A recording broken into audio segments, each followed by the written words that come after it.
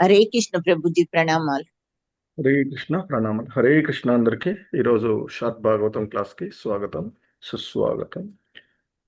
ఓం నమో భగవతే వాసుదేవాయ.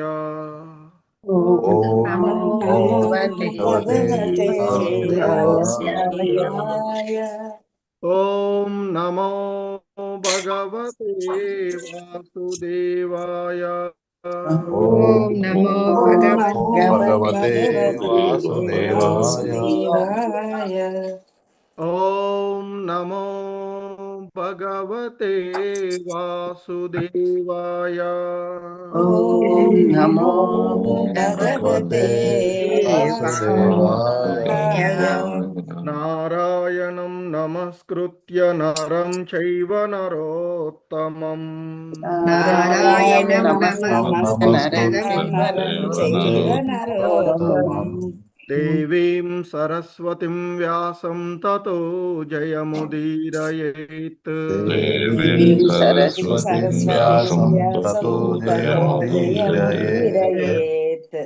నష్టప్రాయేషు అభద్రేషు నిత్యం భాగవత సేవయా.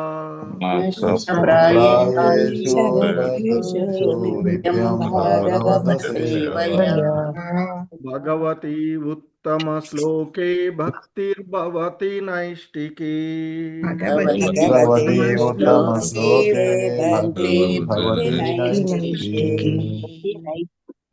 హరే కృష్ణ. సో ఈరోజు ఈ క్లాస్లో శ్రీమద్ భాగవతము 3వ అధ్యాయము, మొదటి స్కందంలోని 3వ అధ్యాయం. సో అది శ్రీకృష్ణ భగవానుడు సర్వ అవతారాలకు మూలము.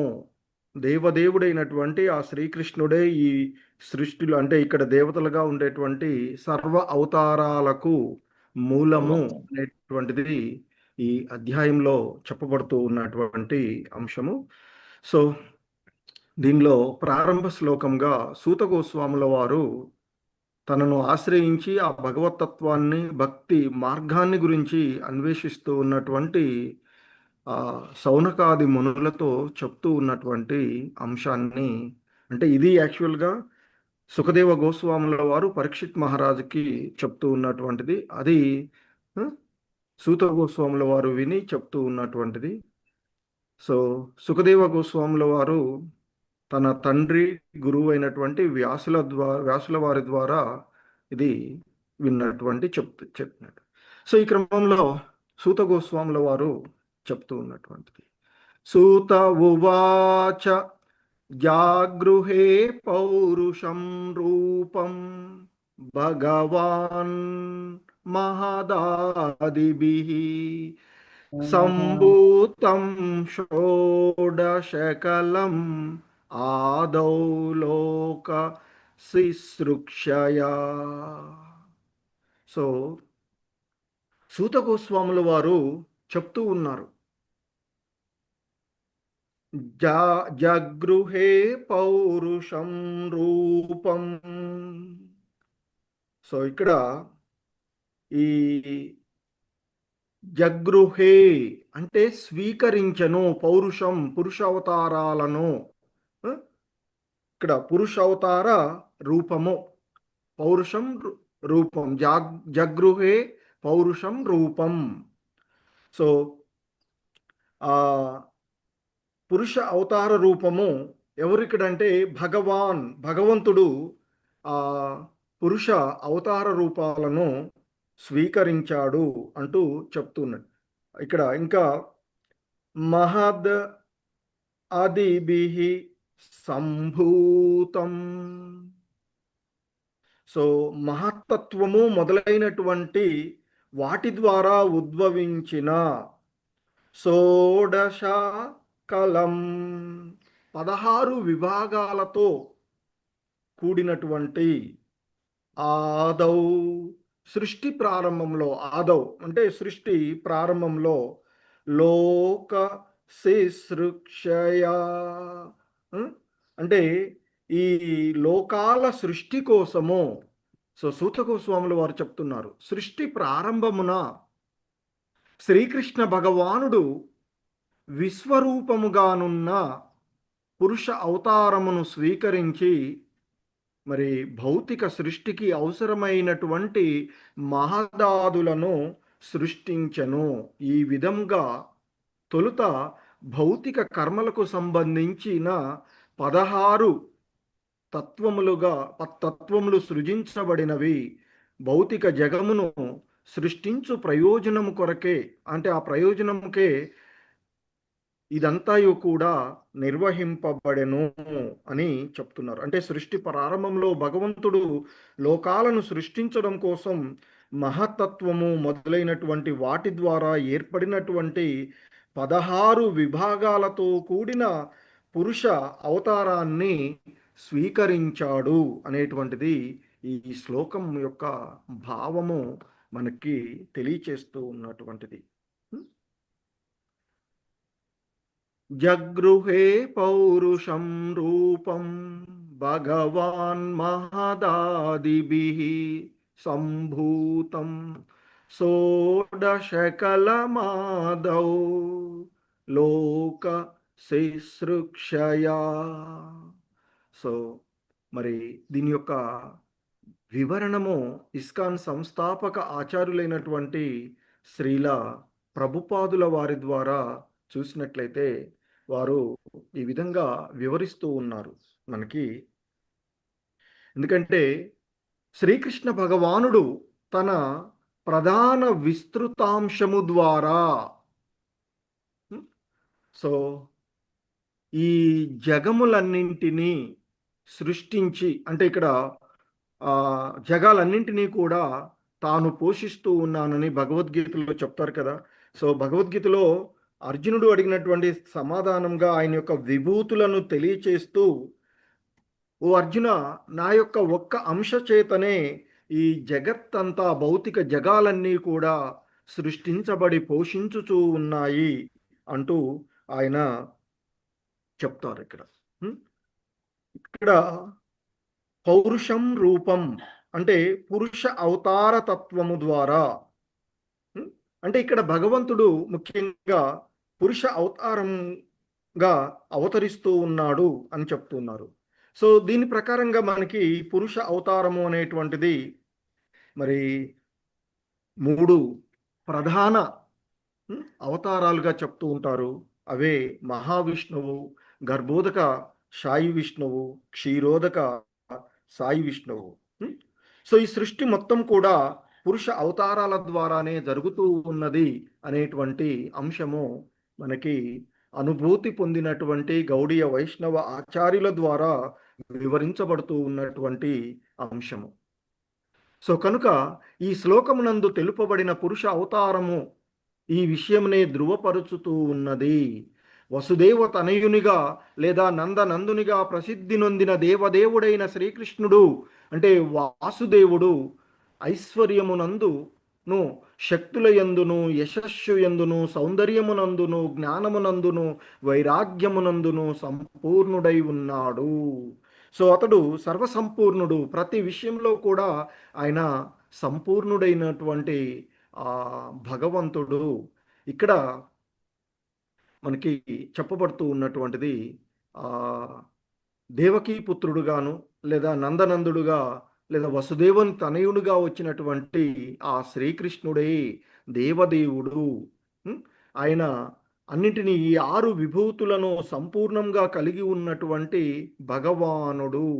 అదే ఐశ్వర్యము, శక్తి, యశస్సు, సౌందర్యము, జ్ఞానము, వైరాగ్యము, ఈ 6 విభూతులను ఆయన సంపూర్ణంగా కలిగి ఉన్నటువంటిది.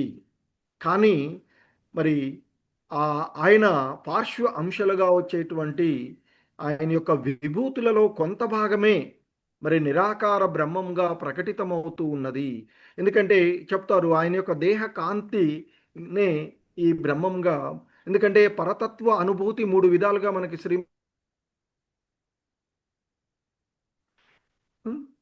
సో బ్రహ్మానుభూతి, బ్రహ్మజ్యోతి, పరమాత్ముడు మరియు స్వయం భగవానుడు. సో ఇక్కడ మరి ఈ నిరాకార బ్రహ్మముగా ప్రకటితమవుతూ ఉన్నది ఆయన యొక్క విభూతులలో కొంత భాగమే. మరికొంత భాగము పరమాత్ముడుగా సర్వజీవుల ఎడ సర్వము వ్యాపించి ఉన్నటువంటి అన్ని జీవుల హృదయాలలో ఉన్నటువంటి ఆ పరమాత్మ తత్వంగా మరి వ్యక్తమవుతూ ఉన్నాడు అనేటువంటిది ఇక్కడ చెప్పబడుతూ ఉన్నటువంటిది. మహదాదిభిహి అంటూ ఈ శ్లోకంలో మరొక పదం మనకి సృష్టి ప్రారంభము. సో మహతత్వము అని చెప్తూ ఉంటారు. అంటే ప్రకృతి యొక్క మొదటి వికాసంగా చెప్తారు, సృష్టి యొక్క మూల దశ ఇది. తర్వాత అహంకారము, తత్వాలు, ఇంద్రియాలుగా విస్తరిస్తూ ఉంటుంది అని చెప్తూ ఉంటుంటారు. సో మరి ఇక ఈ శ్లోకమునందు తెలుపబడిన ఆదిదేవుడైన శ్రీకృష్ణుని పురుష అవతారము అతని మూల పరమాత్మ రూపమై ఉన్నది అని చెప్తూ ఉన్నది. భౌతిక సృష్టి యందు 3 పురుష అవతారాలు గలవు. ఆ మూడింటి యందలి మొదటి పురుష అవతారమే కారుణోదకశాయి విష్ణువు.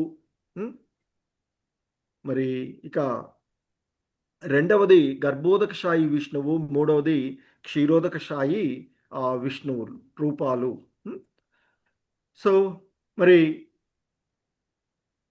ఈ అవతారముల గురించినటువంటిది ఇంకా మిగిలిన తర్వాత చెప్తూ, ఈ కారుణోదకశాయి విష్ణువు యొక్క రోమ కూపముల నుండి అనంత సంఖ్యలో విశ్వములు బయల్వెడగా వాటిలో ప్రతిదానియందు అతడు తిరిగి గర్భోదకశాయి విష్ణు రూపంలో ప్రవేశించును.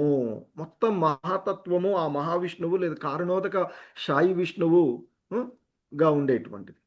సో మరి ఆయన నుండే మనకి ఇవన్నీ కూడా కారుణోదకశాయి విష్ణువు యొక్క రోమ కూపాల ఆ స్వేద రంధ్రాల నుండి ఇవన్నీ కూడా ఈ అనేకమైనటువంటి అనంత సంఖ్యలో మరి సృష్టించబడుతూ ఉన్నటువంటిదిగా చెప్తూ ఉన్నారు.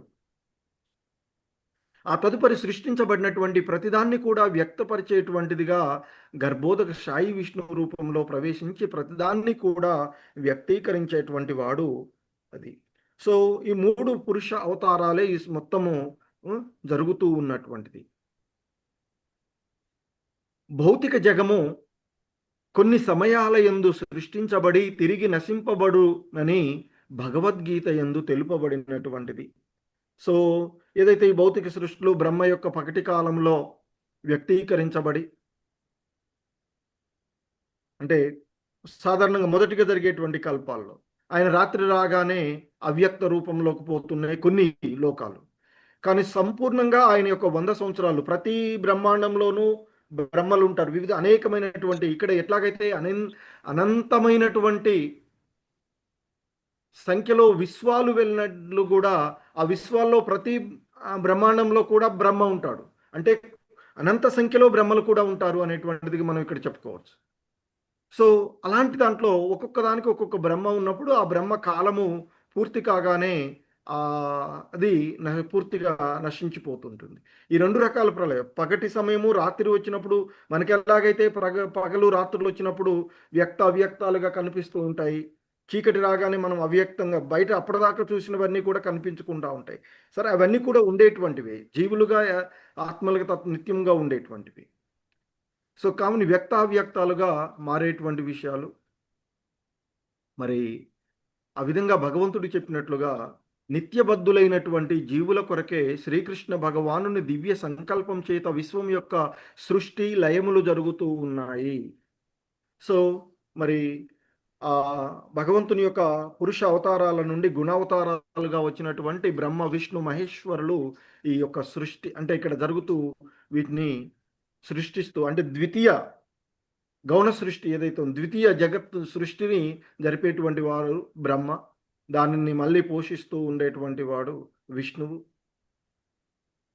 తర్వాత లయింప చేసేటువంటిది మహేశ్వరుడు. నిత్యబద్ధులైనటువంటి జీవులు అహంకార పూర్తిలై ఉందురు. ఆ అహంకారమే వారిని భౌతిక భోగమునందు నిలుపుచున్నది. కానీ జీవులు తమ నిజస్థితి దృష్ట్యా ఎన్నడూనూ భోగానుభవము పొందజాలరు. నిజమైన భోక్త భోక్తారం యజ్ఞ తపసాం సర్వలోక మహేశ్వరం అంటూ భగవద్గీత ఎందు చెప్పినట్లుగా అన్నిటికీ దేవతలకు అన్నిటికీ భోక్త మూల కారకుడు అయినటువంటి నిజమైనటువంటి భోక్త శ్రీకృష్ణ భగవానుడు అనేటువంటిది ఇక్కడ మనకి చెప్పబడుతూ ఉన్నటువంటిది. సో శ్రీకృష్ణ భగవానుడే నిజమైన భోక్త, ఇతరులందరూ భోగింపబడేవారే, అనగా జీవులందరూ అనుభవింపబడేవారే. కానీ నిత్యబద్ధులైన జీవులు తమ యొక్క ఈ నిజస్థితిని మరిచి భోగానుభవమునకై తీవ్రమైన కోరికలను కలిగియుందురు. కనుకనే అట్టి బద్ధ జీవులకు భౌతిక జగమునందు భోగానుభవమునకై అవకాశం ఒసగబడుచుండును. దానితో పాటు వారు తమ నిజస్థితిని అవగాహన చేసుకొనుటకు సైతము అవకాశము కూర్చబడుచుండును. సో అదే కదా, ఇక్కడ వారు ఏదైతే కోరుకుంటూ ఉన్నారో ఆ కోరికలను నెరవేర్చుకోవడానికి ఇంద్రియ ద్వారా సో ఎప్పుడైతే ఆ మహదాదిభి సృష్టి ప్రారంభమవుతుందో తదుపరి ఇక్కడ మనకు ముఖ్యంగా చెప్పబడినటువంటి షోడశ కలం అంటూ 16 విభాగాలు. ఈ 16 విభాగాలు చాలా మనకి భగవద్గీతలో కూడా చెప్పుకోబడినటువంటి చాలా లోతైనటువంటి అంశాన్ని మనం చూసినట్లయితే 5 జ్ఞానేంద్రియాలు, 5 కర్మేంద్రియాలు, 5 భూతాలు, మనసు ఇవన్నీ కలిసి ఈ సృష్టి యొక్క వ్యవస్థగా చెప్పబడేటువంటివి. సో మరి ఇక్కడికి ఈ భౌతికమైనటువంటి తాత్కాలికమైనటువంటి ఆ భావన వచ్చినప్పుడు వాటిని అనుభవించడానికి ఈ భౌతిక జగత్తులోనికి వచ్చేటువంటి బద్ధజీవులుకి అవకాశం ఇక్కడ ఇవ్వబడుతూ ఉంది. సో ఆ అవకాశంతో పాటు వారి యొక్క నిజస్థితిని కూడా తెలుసుకోవాలి అని చెప్తున్నారు. ఏంటి నిజస్థితి? ఆ భగవంతుని యొక్క సేవకులము, దాసులం. సో కనుక మరి ఆ విషయాన్ని కూడా గుర్తించుకొని ఈ భౌతిక జగత్తులో మనకి వసగబడినటువంటి ఈశోపనిషత్తులో చెప్పబడినట్లుగా ఎవరికి ఏది ఇవ్వబడిందో దానితో మాత్రమే తృప్తి నొంది ఇతరులు ఎవరి కొరకు ఇవ్వబడినవో వాటిని ఎరిగి జీవన విధానాన్ని గడపాలి మానవులు అని చెప్పబడుతుంది ఈశోపనిషత్ మొదటి మనకి మంత్రంలో చెప్తూ ఉంటుంటారు. సో కనుక మరి ఈ విషయాన్ని అంటే మనము భోగానుభవానికై ఈ భౌతిక జగత్తులోకి వచ్చాము. దానితో పాటుగా మన యొక్క నిజస్థితి ఆ భగవంతుని యొక్క సేవకులము, ఆ భగవంతుడే నిజమైనటువంటి భోక్త అనేటువంటి సత్యమును గ్రహించి వాసుదేవుని పాదపద్మములకు బహు జన్మల పిదప శరణజొచ్చు భాగ్యవంతులైన జీవులు నిత్యముక్తులై జీవులతో సహచర్యము పొంది భగవద్ధామమును ప్రవేశించుటకు అర్హులగుదురు. ఈ సృష్టిలో 84 లక్షల జీవజాతులలో పొంది ఆ విధంగా వివిధ జన్మలను పొందుతూ ఆ భోగానుభవాన్ని బట్టి, ఆ కోరికలను బట్టి, ఆ వాంఛలను బట్టి ఆ విధంగా చేస్తూ చివరికి మానవ జన్మను పొందినప్పుడు మరి ఈ మానవ జన్మలోనే తిరిగి భగవద్ధామాన్ని పొందడానికి అవకాశము అని చెప్తారు. బహుజన్మల పిదప శరణజొచ్చు భాగ్యవంతులైన జీవులు నిత్యముక్తులైన జీవులతో సహచర్యమును పొంది అంతకుముందే అనుభవాన్ని పొందినట్టు సాంగత్యం, సత్సంగం. సో ఈ సాంగత్వము ద్వారానే మరి భగవద్ధామాన్ని పొందడానికి అర్హులవుతారు అని చెప్తున్నారు. అటు పిమ్మట అట్టి భాగ్యవంతులైన ముక్త జీవులు భౌతిక జగమునకు తిరిగి రావలసిన అవసరము ఉండదు. సో భగవద్గీతలో కూడా శ్రీకృష్ణ భగవానుల వారు మనకి అభయమిచ్చినటువంటి తన భక్తుడైనటువంటి అర్జునుడు ద్వారా ఎవరైతే నా భక్తియుత సేవలో నిరంతరము నిమగ్నమై ఉంటాడో అట్టి జీవుడు నా ధామాన్ని శాశ్వతమైన నిరంతరమైన ఉండేటువంటి నా ధామాన్ని చేరుకుంటాడు. అట్టి నా ధామాన్ని చేరిన వాడు ఈ దుఃఖాలయం అశాశ్వతమైన ఈ భౌతిక జగత్తులోనికి తిరిగి రాడు అంటూ చెప్పబడినటువంటిది.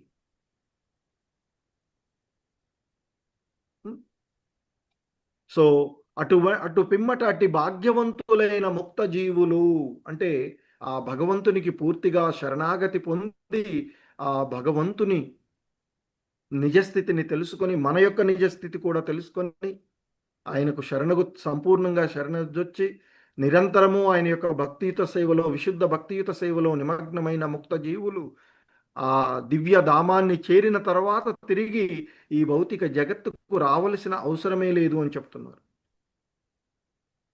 కానీ ఎవడైతే తన యొక్క నిజస్థితిని గ్రహించలేడో వాడు మాత్రము ఈ భౌతిక జగత్తు యొక్క విలయమున మహత్తత్వమునందు లీనమైపోతూ ఈ జనన మరణ చక్రాలలో భవరోగము కారణంగా ఈ జనన మరణ చక్రాల్లో పుట్టడం, పెరగడం, కొంతకాలం నిలిచి ఉండడం, జీవులను సృష్టించడం, క్షీణించడం, చివరికి నశించిపోవడం, అంటే జన్మ మృత్యు జరా వ్యాధులతో ఈ మహాతత్వమునందు లీనమవుతూ ఉన్నాడు అని చెప్తున్నారు. ఈ జగము యొక్క పునఃసృష్టి సమయంలో తిరిగి మహాతత్వమునకు చేతనము కూర్చబడును. అది జీవులనే గాక సృష్టికి కావలసినటువంటి తత్వాలన్నింటినీ కూడా ఇంతకు ముందు చెప్పుకున్నట్లుగా ఆ పంచ మహాభూతాలు,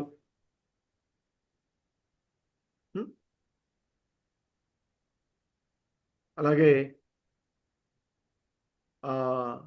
11 ఇంద్రియములు అనేటువంటివి. సో పంచమహాభూతాలు 11 ఇంద్రియాలు అంటే 5 జ్ఞానేంద్రియాలు, 5 కర్మేంద్రియాలు, 1 మనస్సు. సో ఈ మొత్తం 16 ఆ తత్వాలుగా విభజించబడి మహాతత్వము నిర్మలాకాశమున మేఘపు తునక వంటిది. చాలా చిన్నదిగా చెప్తున్నారు ఇక్కడ. సో ఆధ్యాత్మిక ఆకాశమున బ్రహ్మ తేజస్సు సర్వత్రా వ్యాపించి ఉండి సమస్తము ఆధ్యాత్మిక తేజంతో దేదీప్యమానముగా నుండును. అటువంటి విస్తారమును అనంతమును అగు ఆధ్యాత్మిక ఆకాశం యొక్క ఒకానొక మారుమూల భాగము మేఘపు తునక వంటి మహాతత్వం చే ఆవరింపబడి ఉండును. ఆకాశంలో చూస్తే ఎన్నో మేఘాలు కనిపిస్తూ ఉంటాయి.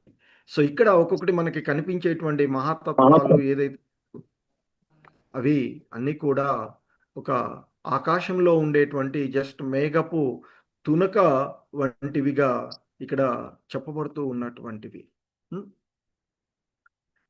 మరి మహాతత్వం చే ఆవరింపబడిన ఆధ్యాత్మిక ఆకాశపు భాగము సమస్త ఆధ్యాత్మిక ఆకాశంతో పోల్చించో అత్యంత స్వల్పమైనది. అట్టి స్వల్పమైన మహాతత్వమునందే అనంత సంఖ్యలో విశ్వాలు ఉన్నాయి. మహాతత్వంలోనే అనంతమైనటువంటి విశ్వాలు ఉంటే ఇక మొత్తము ఆధ్యాత్మిక జగత్. అందుకే చెప్తారు మనం ఈ భౌతిక జగత్తులు ఈ విశ్వంలో మొదలెడి ఎంతో వేగంతో అక్కడ చేరడానికి ప్రయత్నిస్తే చాలా చాలా కాలాల తర్వాత కొంత ఏదో కొనగోటి దగ్గరికి ఏదో వెళ్తాం. అంటే మరి భగవంతత్వాన్ని మొత్తాన్ని చూడడానికి ఎంత పడుతుందో ఇక ఎంత అనేటువంటిది ఆలోచించవలసినటువంటి. మరి అలాంటి కోటాను కోట్లు అనంతంగా ఉన్నటువంటి దాంట్లో మనముండే ఈ ప్రదేశాలు ఇవన్నీ ఎంత సూక్ష్మమైనవి. ఇంతటి ఈ సూక్ష్మమైనటువంటి వాటి కోసమే మనం ఏదో తాపత్రయపడుతూ మన దాన్ని వ్యర్థం చేసుకుంటూ ఉన్నటువంటిది. సో అందుకే ఇక్కడ చెప్తూ ఉన్నటువంటిది మహాతత్వం చే ఆవరింపబడిన ఆధ్యాత్మిక ఆకాశపు భాగమే భౌతిక ఆకాశంగా పిలువబడును. మహాతత్వం చే ఆవరింపబడిన ఆధ్యాత్మిక ఆకాశపు భాగము సమస్త ఆధ్యాత్మిక ఆకాశంతో పోల్చిన అత్యంత స్వల్పమైనది. అట్టి స్వల్పమైన మహాతత్వమునందే అనంత సంఖ్యలో విశ్వాలు గలవు. అట్టి విశ్వములన్నీయును మహావిష్ణువుగా తెలియబడును. అదే మహాతత్వం మహావిష్ణువుగా తెలియబడు కారణోదక శాయిచే సృష్టింపబడును. అట్టి మహావిష్ణువు కేవలము తన దృష్టిని సారించుట చేతనే మహాతత్వంలో బీజ ప్రదానము చేయుచున్నాడు. భగవద్గీతలో చెప్తారు అహం బీజ ప్రదాత అంటూ. సో ఇది అంటే ఈ సమస్త విశ్వము యొక్క ఎలా ఏర్పడుతుంది అనేటువంటి చిన్న పరిచయము ఈ శ్లోకంలో మనకి ఇవ్వబడినటువంటిది. సో దీన్ని మరికొంత వివరణలు మిగిలిన శ్లోకాల్లో చూద్దాము. హరే కృష్ణ. జగద్గురు శ్రీల ప్రభుపాదికి జై. హరే కృష్ణ.